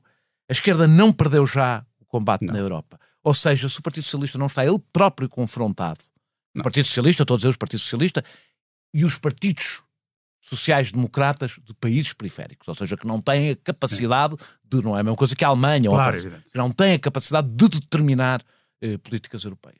Que o Partido Socialista não vive ele próprio num equívoco nessa matéria. Não, acho que essa é a minha grande divergência, aliás. Até em relação a si, provavelmente será mesmo essa a nossa grande divergência. Aliás, eu acho que eu tenho posições até mais críticas em relação à Europa do que o Bloco de Esquerda. Sim, mas não diria que o PCP, mas teremos essa divergência. Temos outras e também temos pontos de coincidência que nos está a ver esta entrevista. Isto é quase mais uma conversa e é o interesse disto. Mas eu acho o seguinte, eu acho que, vamos ver, a Europa continua a ser o continente europeu, o espaço político europeu, o espaço onde a esquerda democrática teve e tem mais sucesso do mundo. E porquê é que digo isto? Primeiro, porque é o espaço onde a despesa social continua a ser a mais elevada.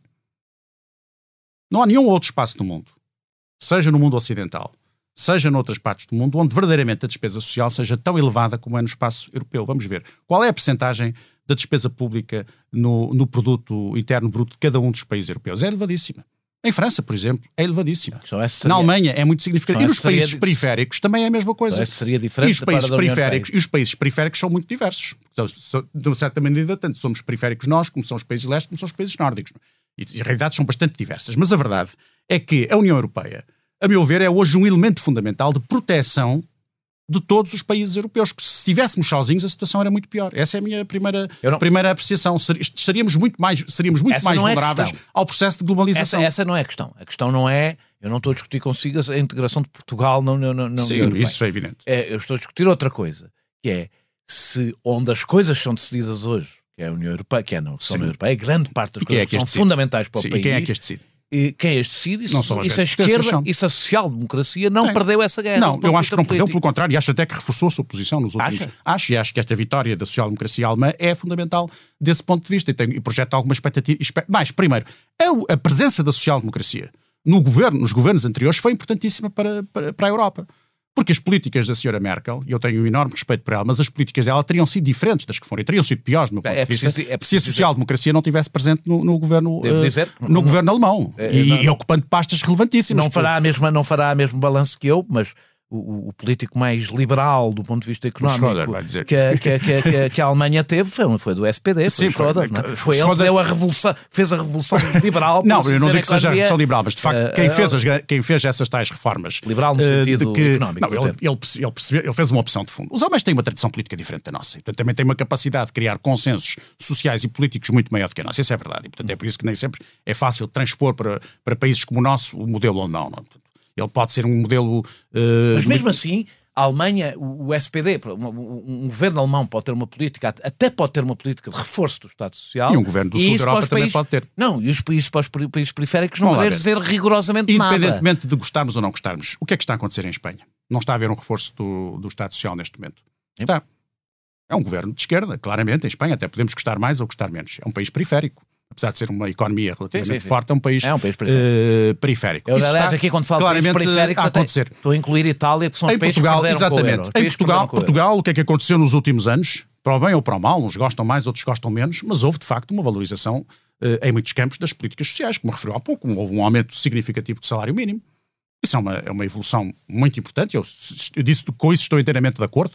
Que até podem dizer que o salário mínimo Portugal não tem condições, não sei o que mais, mas na verdade é absolutamente essencial ter um salário mínimo que confira um mínimo de dignidade às pessoas, e essa foi uma evolução muito positiva que ocorreu nos últimos anos, e isso foi possível na Europa, e mais só foi possível por causa da Europa, do meu ponto de vista. Porque é a Europa que nos protege, no quadro da globalização, é a Europa que nos protege. Mais uma vez, eu estou a falar do processo que aconteceu na Europa, não da integração na Europa. A introdução de apoiar empresas nacionais. A prioridade absoluta dada à concorrência. Sim. Não existe nem nos Estados Unidos, acho que em nenhum país, poucos países no mundo. Eu creio que isso é uma matéria que nós vamos rever agora na Europa. A obsessão com as regras da concorrência... tinha que ver com a construção do mercado único. Mas vou continuar. Os limites orçamentais que impedem políticas contracíclicas, não é o facto de haver... Os limites orçamentais não são apenas o resultado disso. Os limites orçamentais é que nós temos, de facto, um endividamento muito elevado. Não, mas é que o facto tem a ver com a forma como esses limites orçamentais são feitos, ou seja, o impedir... Mas já houve também aqui uma evolução na política europeia. A estrangulação dos serviços públicos, tem havido uma estrangulação, uma cultura dominante de privatização dos serviços públicos. Mas onde é que há a estrangulação dos serviços públicos? Eles são prestados às pessoas. Não há nenhuma parte do mundo onde haja serviços públicos tão qualificados, de prestação tão universal. Não há sociedades tão igualitárias como as sociedades europeias. A minha pergunta é... Mesmo as sociedades do sul da Europa. Mas é que não pode comparar... A questão é, se estivéssemos fora da Europa estaríamos melhor? Não estávamos. Não é nós todos. Então, não estou a perceber é que o raciocínio que me espanta um bocadinho em muitos europeístas mais militantes é que nós falamos da Europa e rapidamente, é o mesmo que se eu estivesse a discutir aqui a democracia portuguesa e alguém perguntar, mas estavas melhor fora de Portugal? Não. Está bem, mas então vamos a outra discussão. Claro que na Europa é possível estarmos melhor, é óbvio. A minha questão é... Tem que haver um debate político europeu, é evidente. A debilidade da democracia europeia. É evidente. Se sequer podemos falar de democracia europeia, eu acho que não podemos. Não há uma democracia europeia. Sim, há uma democracia diferida de alguma maneira, mas a democracia está nos Estados-membros. Claro, o essencial da democracia está nos Estados-membros. E o facto do poder não estar onde está a democracia. Sim, mas isso tem que ver com a natureza do projeto.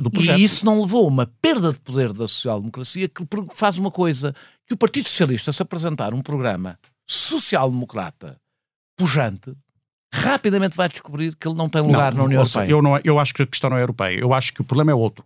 O que levou a isso foi a forma como a globalização a dada altura ocorreu. E pelo contrário, a Europa faz parte de integra-se numa resposta a essa questão. E o projeto europeu, apesar de tudo, que é um projeto assente num diálogo constante entre esquerda e direita, quer a nível europeu, quer a nível de cada Estado-membro. Não, claramente. Eu estive no Parlamento Europeu e o debate era claro e as diferenças eram claras e ao mesmo tempo a capacidade de gerar alguns consensos. Portanto, isso aí era absolutamente evidente. Eu acho que isso permitiu que a Europa conseguisse resistir aos riscos de um triunfo de um capitalismo sem regras nenhumas, ou com as regras próprias do capitalismo puro, e que são regras que, evidentemente, a serem aplicadas, conduziriam a sociedades profundamente desiguais, como ocorre noutros países do mundo. Quer dizer, nós temos uma grandes diferenças em relação a outras democracias que não têm, o caso americano é uma grande democracia, do ponto de vista da organização política, mas nem de longe nem de perto, tem as preocupações que tem a Europa com as questões sociais. As desigualdades são muito maiores, a diferença de esperança de vida entre mais ricos e mais pobres é muito maior, portanto é um modelo diferente, é um contrato social, digamos assim, distinto, muito distinto, para usar esta expressão, do contrato social europeu. E o contrato social europeu é, em grande parte, ainda hoje, em grande parte não, é fundamentalmente ainda hoje, o contrato social próprio de uma social-democracia. E se há até, eu julgo que se eu tivesse que definir a Europa, se tivesse hoje que definir a Europa, diria a Europa é o continente da social-democracia. Foi. Não, acho que ainda é. Essa é que é a nossa diferença, eu acho que ainda é. Evidentemente, se me pergunta... Eu acho hoje que hoje a meca do neoliberalismo não é Europa. Bruxelas. Não é nada. Não é nada. Bruxelas. A meca do neoliberalismo. Não digo mais. Diga isso, são liberal.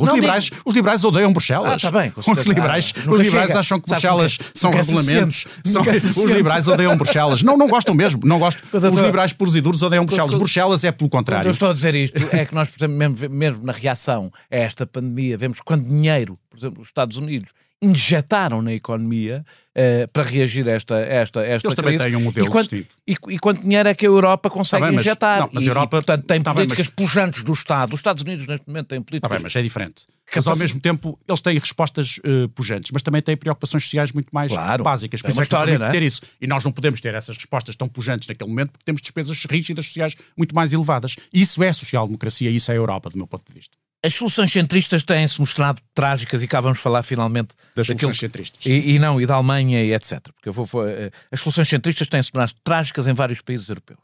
A transformação do antigo PCI no Partido Democrata, que junta todo o esquerda e todo o centro, e até o centro-direita, na realidade, via de grande parte da democracia cristã, abriu espaço à direita populista e à extrema-direita. Em França, a escolha é hoje entre Macron e 2 possíveis candidatos de extrema-direita. E mesmo na Alemanha, de que falámos aqui, onde o SPD regressou ao poder, SPD e CDU representam hoje muito menos eleitores e a extrema-direita cresceu. Não é um caminho suicida para a esquerda a sua opção, porque é a sua opção, sim, de um diálogo mais forte ao centro, não se tem mostrado trágica em toda a Europa. Primeiro, na Alemanha não se mostrou nada atrás. Agora, o crescimento da AfD... Não, estas eleições não tiveram crescimento nenhum. Nestas eleições não tiveram. Com certeza, mas o crescimento, o centro de uma dural aliança entre o SPD... O crescimento da extrema-direita na Alemanha tem que ver com uma coisa muito simples, que é com um aumento muito significativo dos fluxos de imigrantes e de refugiados para a Alemanha. Fundamentalmente tem que ver com isso. Se formos ver todo o discurso deles, eles primeiro tentaram... É porque a extrema-direita alemã ensaiou um discurso anti-europeu. Não teve sucesso. E a seguir só teve sucesso quando ensaiou um discurso anti-refugiados e anti-imigrantes. E aí teve algum sucesso, mas é um sucesso que tem um teto, como já se percebeu. E não se reforçaram nestas eleições. Pelo contrário, até creio que diminuíram, ainda que residualmente, mas diminuíram um pouco nestas eleições. A Itália é um sistema político que ainda, a meu ver, ainda está a viver os efeitos da decomposição da República anterior, de um sistema que também ele próprio tinha extremas debilidades. Hoje já não estava assente num confronto... Hoje quase não há esquerda da Itália. A esquerda é que eu conheço. Eu tenho vários amigos italianos que são de esquerda e que têm uma presença muito forte na vida política italiana. E a qualquer momento... Sabe o que é que eu estou a querer dizer? O Partido Democrata hoje representa o que em Portugal é o PSD e o PS ao mesmo tempo. Sim, mas dentro do Partido porque na Itália, de facto, houve o surgimento. A Itália tem uma tradição política muito especial com o fascismo. É o laboratório. O fascismo tinha ali um lado populista muito forte. Agora, a sacar a responsabilidade estritamente ao Partido Democrata, não concordo minimamente com isso. Em Espanha, não foi isso que aconteceu. Em Espanha, não. Em Espanha não foi isso que aconteceu. Em França, vamos lá ver. Em França, o que se passou é uma coisa, também a meu ver, completamente diferente. O que se passou em França foi que o Hollande falhou como Presidente da República porque não foi capaz de levar até ao fim as suas opções políticas fundamentais. E foi sistematicamente contestado por uma ala mais à esquerda do Partido Socialista, que verdadeiramente, eu vou usar esta expressão que sei que é forte, sabotou, e ele depois não teve força para impedir isso, sabotou a ação do presidente François Hollande. Ele não teve, ele fez opções corretas, mas não teve depois o sentido da autoridade política para as afirmar plenamente e para suscitar uma adesão na sociedade portuguesa. E é isso que leva praticamente ao desaparecimento do Partido Socialista. Portanto, o Partido Socialista francês desaparece, a meu ver, devido ao falhanço de um Presidente da República socialista na forma política como tratou as questões no período da sua presidência. E, de facto, emerge o Emmanuel Macron, que é uma figura relativamente híbrida. Também não é propriamente alguém de... Não vamos dizer que o Macron é a direita ou a esquerda. Tem coisas direitas. O Macron é eleito com base essencialmente à esquerda. Num primeiro momento é eleito. O Macron é eleito a destruir o sistema partidário francês. O Macron é o chamado populismo de centro. Pronto. Que a França tem uma grande tradição, aliás. É o populismo de centro, que também existe. O populismo é uma atitude, não é uma doutrina. Claro, e, portanto, o populismo isso, aliás, existe... é uma das confusões que existe em Portugal, a mania de confundir populismo com extremismo. Há partidos extremistas que não são populistas e há partidos populistas que não são extremistas. Claro que há, é evidente que há. Eu,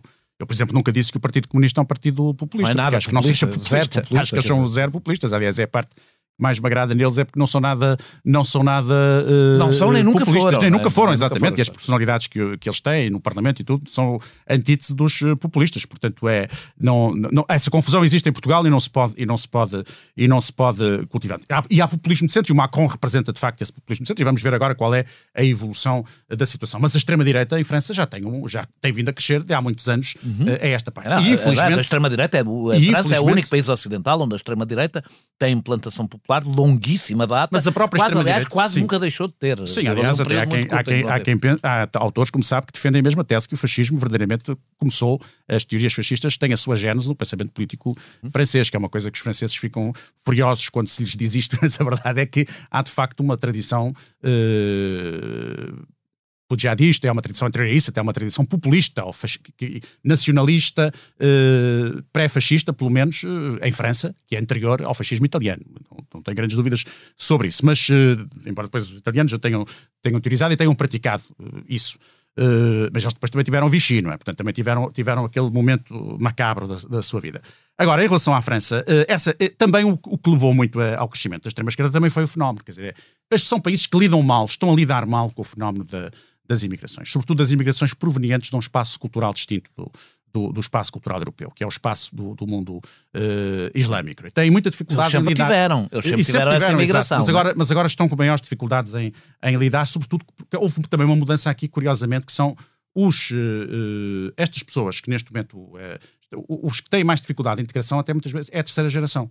Sempre foi assim, não é? Sempre foi assim, exatamente. Porque tem um problema de identidade. Não é? Tem um problema de identidade. E isso devia ser verdadeiramente e devia ser discutido em que é que os países falham, para muito. Que a segunda e a terceira geração... E falham muitíssimo, é evidente. E quem vai à França percebe isso. Quem vai à França percebe claramente que há ali clamorosos falhanços. O nosso tempo derrapou bastante. Deixe-me voltar aqui ao país.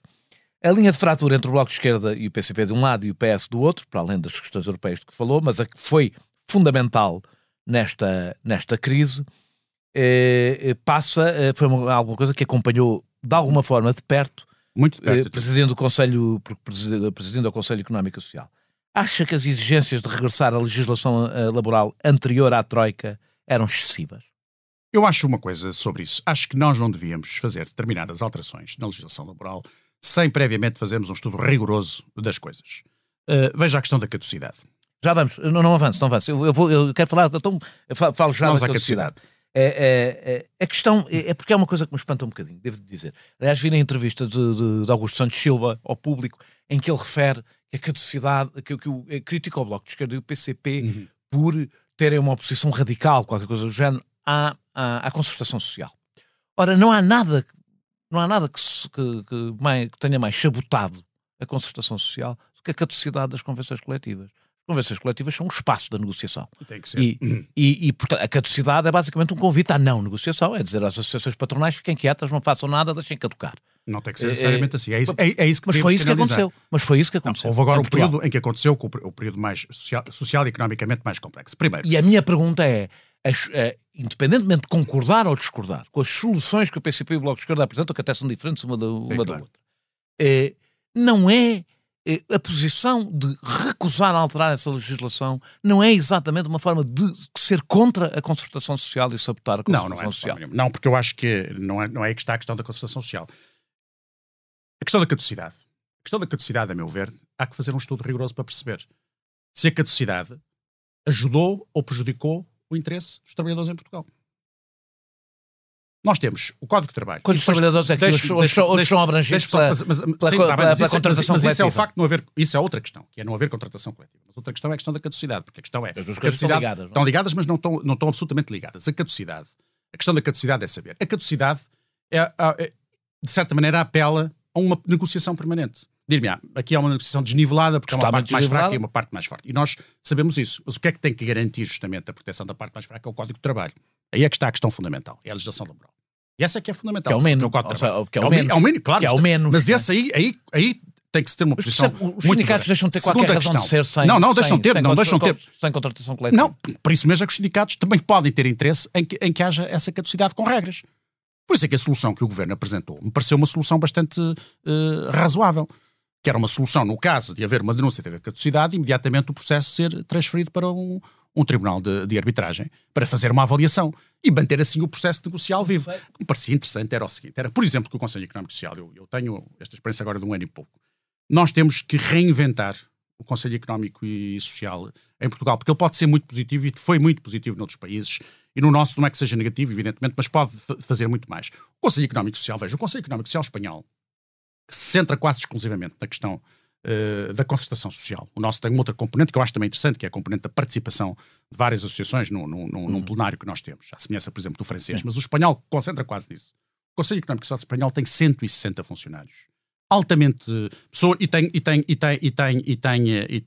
está dividido por áreas, e o que é que eles fazem? Eles fazem permanentemente estudos de suporte aos processos de negociação entre os vários parceiros sociais. E é isso que em Portugal falha muito. Nós não fazemos estudos sobre quase nada. E aqueles que fazem estudos, que muitas vezes são as universidades ou são fundações, esses estudos depois não passam para o campo da discussão social e política. E nem sempre têm autonomia as próprias universidades. Mas sim, mas apesar de tudo, há estudos excelentes que eu tenho visto, e até com orientações ideológicas e políticas muito diversas, mas que são feitos por gente de grande qualidade e essas pessoas fazem com grande... Eu estava a falar de um processo de empresarialização das universidades. Mas que ainda não... Infelizmente em Portugal ainda não temos muito esse problema, pelo que eu tenho percebido. E, portanto, o que acontece?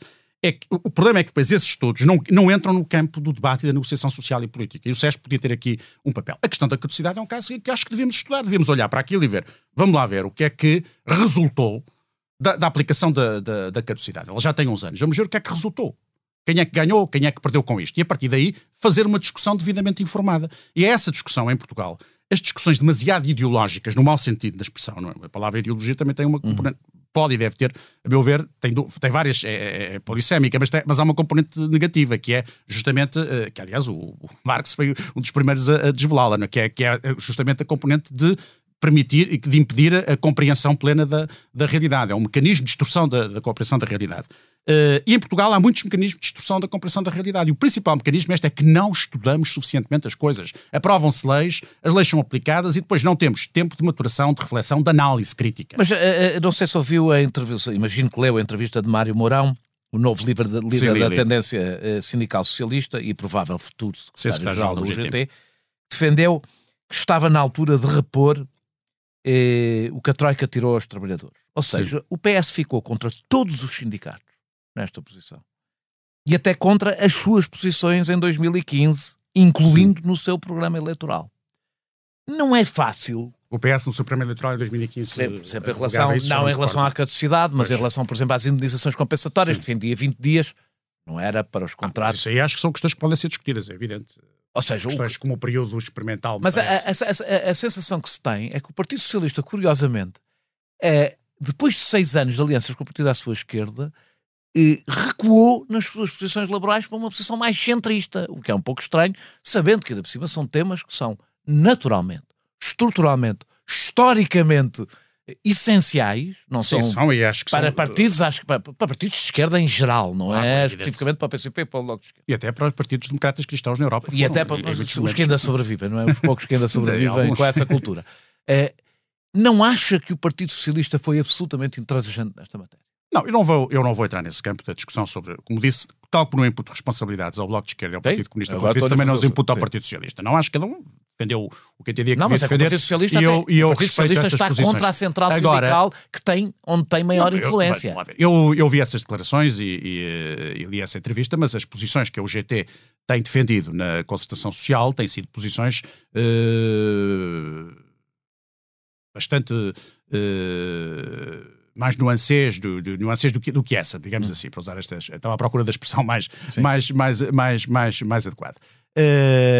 O que me parece importante é o seguinte: é preciso preservar, de facto, um espírito de verdadeira concertação social em Portugal. Os países que tiveram sucesso da Europa nos últimos 30, 40 anos foram países que souberam valorizar duas coisas. Primeiro, uma verdadeira concertação social e, ao mesmo tempo, nunca perder de vista que o centro da decisão política está no Parlamento, como é evidente. É no Parlamento que está e na legislação que é produzida no Eu acho importante sublinhar isso. Eu até tinha uma pergunta que depois deixei cair, porque começa a haver um discurso que dá a ideia de que há alguma legislação sobre algumas matérias que tem em que o Conselho, a Comissão Permanente de Concertação Social tem uma espécie de poder de veto. Não tem, nem tem, nem ninguém lá.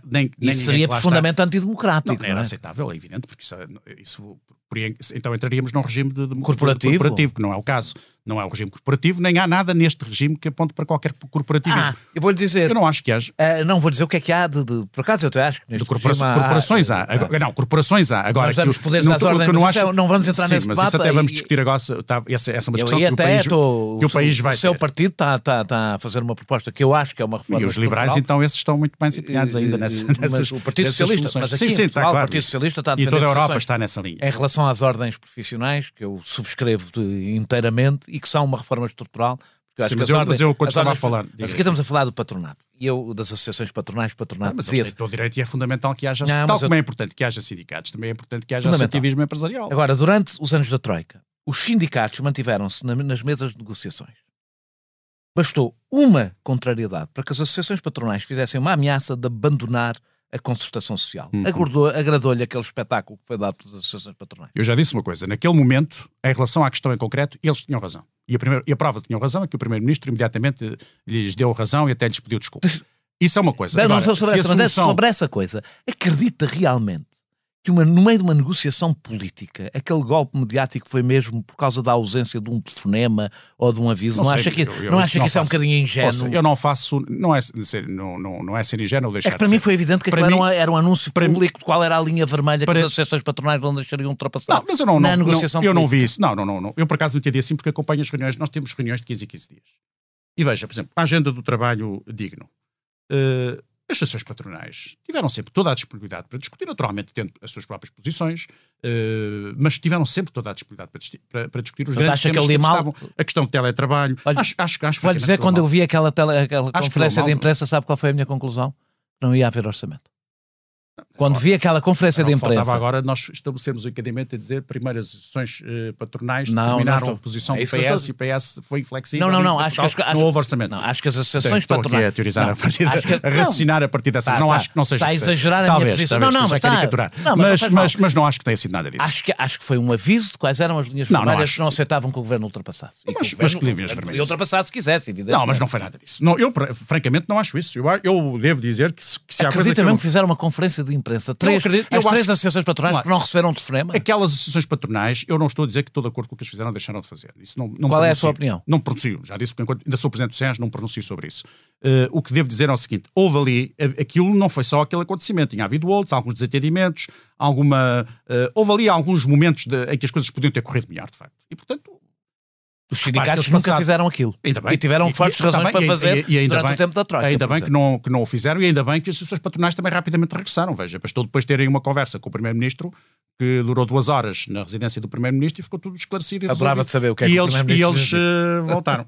Gostava mesmo de saber o que é que o Primeiro-Ministro... Eu também não sei porque não tenho relações privilegiadas do ponto de vista da informação nesse domínio. Mas o que me parece importante é o seguinte: há boa vontade. Eu tenho também nesta fase da presidência do Conselho Económico e Social, o que virá a seguir não sei, não imagino, com a noção de que há uma disponibilidade permanente para o diálogo, que não há nenhum radicalismo de posições no Conselho, na Comissão de Concertação Social. Eu fiquei muito agradavelmente surpreendido com muitas das posições. As pessoas dialogam, têm uma grande abertura de espírito, há preocupações económicas e há genuínas preocupações sociais de todas as partes envolvidas. Deixa-me só fazer uma pergunta. A concertação, o SES tem um problema, que até pode ser responsabilidade da CGTP. Tem vários, mas até pode ser responsabilidade da CGTP. Mas a verdade é que os seus acordos nunca são assinados Pela CGTP. Pela maior, não é um bocadinho maior, é de longe a maior central sindical portuguesa, é bastante maior do que o GT. Mas nunca assinou nenhum, de facto, com governos das mais diversas orientações. Assinou um, mas tinha a ver com, acho que segurança no trabalho, uma formação profissional, não era uma questão setorial. Nunca assinou nenhum. Mas não basta apontar. Mas eu não estou a apontar, se aquilo representa, realmente, aquilo representa alguma coisa do ponto de vista negocial. Nós, o que assistimos, por exemplo, no aumento do salário mínimo nacional, com uma situação que me parece bastante perversa, que é o Estado está a financiar o aumento do salário mínimo nacional, os novos aumentos do salário mínimo nacional, mais uma vez é um anúncio de que o Estado financia. Portanto, não se resolve o problema. Momentaneamente se pode justificar, permanentemente não pode, é evidente. Porque tem um problema, é que não resolve o problema das pessoas que recebem salário, não é um problema pequeno, mas não resolve um problema de um atraso da nossa economia, onde aquelas mesmas empresas continuam a viver bem, mas a depender de salários baixos. É verdade. Mas a questão e não muda a estrutura da nossa economia com isso. Mas a questão é que também essa estrutura não se muda de um dia para o outro. Não? E o risco que corríamos, de facto, era do desaparecimento de uma parte com algum significado em alguns setores da nossa estrutura produtiva. Que não é grave, ou seja, que é compreensível se não se eternizar, se for uma solução. Sim, como neste momento julgo plenamente justificada. E acho que o Governo fez bem em no momento de crise e claro, em que há aumento é evidente das matérias-primas. Não é normal e que ninguém pode preconizar isso como uma solução normal. Até porque, primeiro, de facto, alimenta artificialmente a empresa. Segundo, porque pode mais vale subsidiar, dar subsídio diretamente às pessoas e não sei passar pela empresa, não é? Não, de facto não é normal. Como solução permanente não é normal. Nem pode ser. E contraria até as regras de uma economia de mercado, se formos rigorosos nesse domínio. Agora, aqui o que se passa é numa situação extraordinária. Isto é, o Governo ponderou e concluiu, e bem, a meu ver, pelo seguinte. Primeiro, que se justifica plenamente, que é uma necessidade, não é justificação. O salário mínimo neste valor é o mínimo dos mínimos. Eu isso estou inteiramente de acordo com as pessoas que vivem com... E preocupa que o salário mínimo esteja a aproximar-se do salário médio. Preocupa-me é que o salário médio se esteja aproximado do salário mínimo. O raciocínio das pessoas que é uma coisa um bocado absurda, quer dizer, com nestes anos o salário médio está cada vez, claro, está mais próximo porque o salário mínimo aumentou. A questão é, o que concluímos é que o aumento do salário mínimo não teve um efeito geral nos salários. E não tem. Por essa via não tem, porque o que tem um efeito geral nos salários é o crescimento da economia e o aumento da produtividade. E o país tem condições para isso, porque o país fez um esforço grande nas últimas décadas, no sentido de se qualificar. Mas as empresas não conseguiram, as empresas não parecem conseguir absorver aquilo que nós qualificamos. Eu julgo que estamos numa fase de transição. Eu tenho um relativo otimismo, acho que há um momento que estará a chegar em que nós já temos muitas empresas que estão a fazer isso e que estão a absorver. Eu julgo que o país está a atingir um ponto crítico a partir do qual vai haver uma maior capacidade de absorção. Tenho essa expectativa e tenho visitado muitas empresas que já o conseguem fazer. Mas é evidente que está aqui um ponto de interrogação enorme sobre o que é que vai acontecer e aí se joga o futuro do nosso país, na verdade, porque hoje o grande problema é que os salários médios são muito baixos, os salários dos jovens são extraordinariamente baixos e o risco dos nossos jovens saírem de Portugal é enormíssimo. Se isso continuar a acontecer, condenamos o país. Eu acho que por isso é que eu acho que era preciso, não era só, há bocado não tivemos muito tempo a desenvolver isso. Quando eu falo de um entendimento de fundo entre o PS e o PSD, independentemente de quem de ser o PS ou o PSD ficar em primeiro lugar, eu falaria num entendimento que envolvesse o PS e o PSD de fundo, que não tem que passar justamente pela presença dos dois ao mesmo tempo no governo, e que tivesse que ver, e com um grande acordo social e político no nosso país. O acordo de regime, de fundo. Acho que o país precisa, neste momento, verdadeiramente, de um acordo de regime, quer do ponto de vista político, quer do ponto de vista económico e social. E julgo que o Presidente da República tem até, ainda por cima, o Presidente da República, que teve uma maioria tão ampla, que concitou apoios à esquerda e à direita, tem até a possibilidade também, sem exorbitar das suas competências constitucionais, tem a possibilidade de ser ele próprio, um facilitador e um inspirador, no bom digamos sentido. Assim, para usar esta palavra, de um entendimento de fundo dessa natureza. Eu acho que é isso que o país precisa e é por isso que eu me tenho batido e é por isso que eu estou disponível para me continuar a bater nos próximos anos na vida política em Portugal.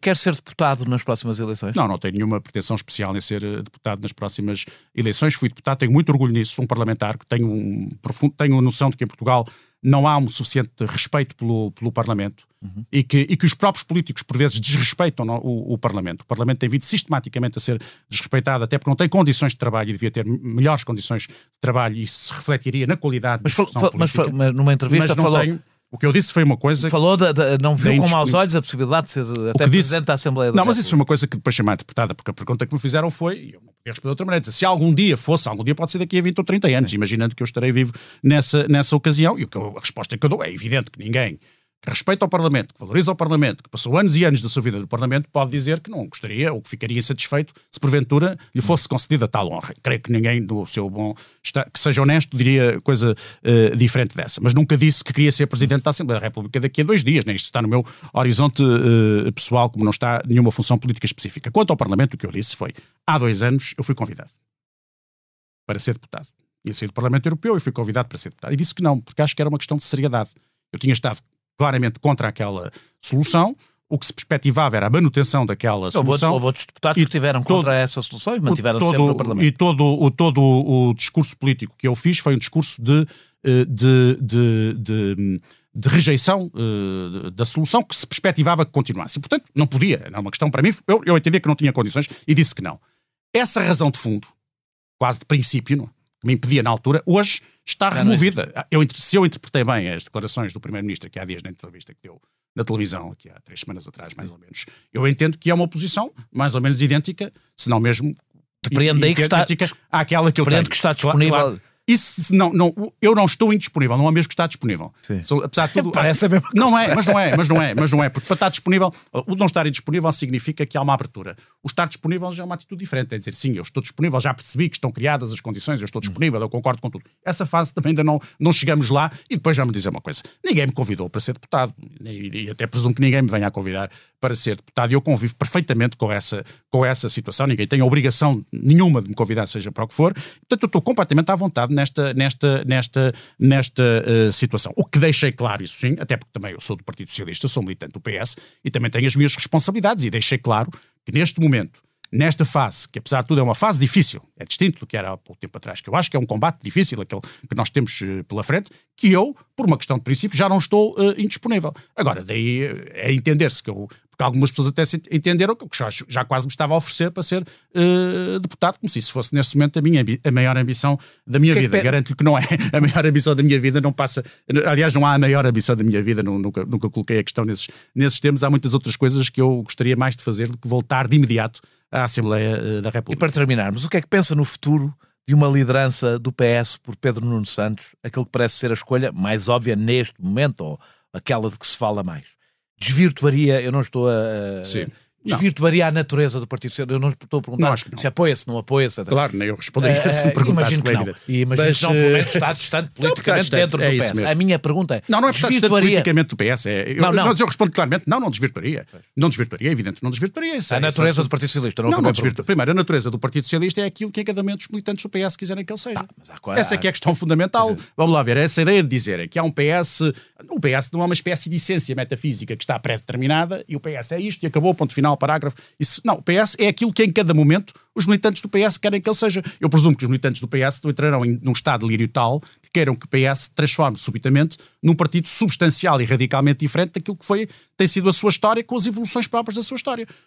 Coloca uma questão sobre o Pedro Nuno. E acha que o Pedro Nuno Santos está dentro dessa tradição do Partido Socialista? É evidente que está. Então não está. É uma pessoa do Partido Socialista que está dentro dessa linha. Posso concordar ou discordar naquela matéria. Já discordamos muitas vezes, já convergimos noutros momentos. Agora, que ele faz parte que se insere absolutamente na tradição do Partido Socialista, sobre isso não há a mais pequena dúvida. Aliás, acho que esse tipo de discussão, que por vezes tentam acalentar, essa é que é uma discussão completamente sem sentido. E digo isto em relação a ele, porque também já eu fui vítima disso.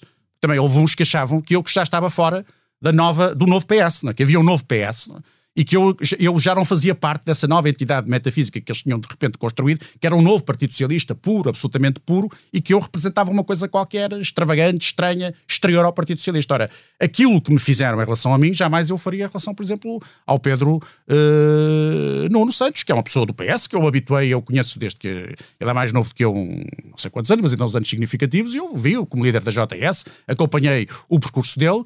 É um homem do PS, como eu sou um homem do PS. O PS é um partido de espectro relativamente largo. Eu tenho usado muito esta palavra porque ela define mais ou menos bem o que é a realidade de um grande partido.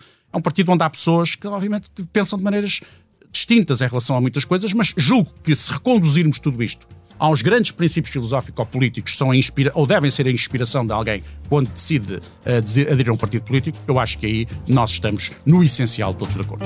Muito obrigado, Francisco Assis, eu tenho todo o gosto. por ter aceitado este convite. Nós regressamos brevemente com outro convidado. Este episódio teve a produção e edição de João Martins, música de Mário Lajinha, grafismo de Tiago Pereira Santos a partir de ilustração de Vera Tavares. A assistência vídeo foi de João Luís Amorim.